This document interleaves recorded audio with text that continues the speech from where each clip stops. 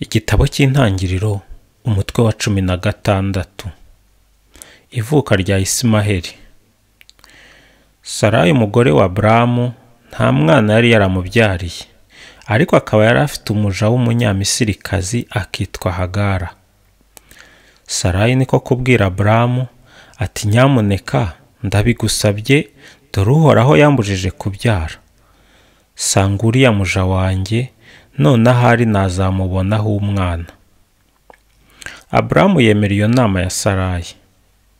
Hari hashize imyaka 10 Aburamu atuye mu gihugu cya Kanahani, ubwo Sarayi umugore wamuzaniye Hagara umuja we w'umunyamisiri kugira ngo amubere umugore. Aburamu arongora Hagara, nuko Hagara asama inda.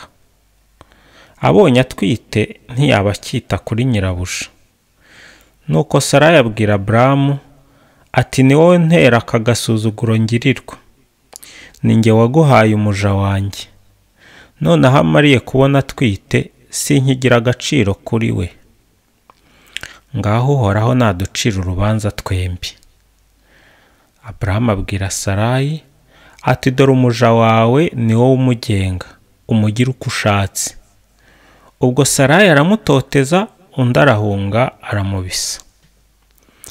Umumarayika w'Uhoraho aza guhurira na Hagara mu butayu, hafi ya rya riba riri ku nzira igana ishuru.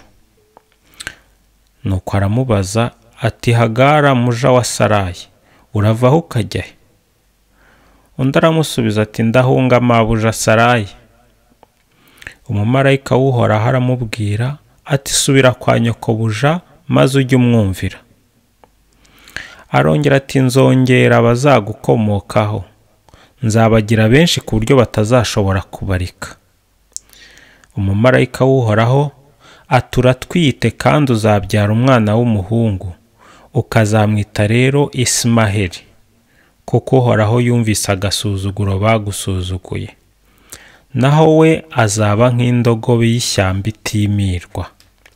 Azarwanya bose bamurwanya. Azahora atura yitaruye bene nyina.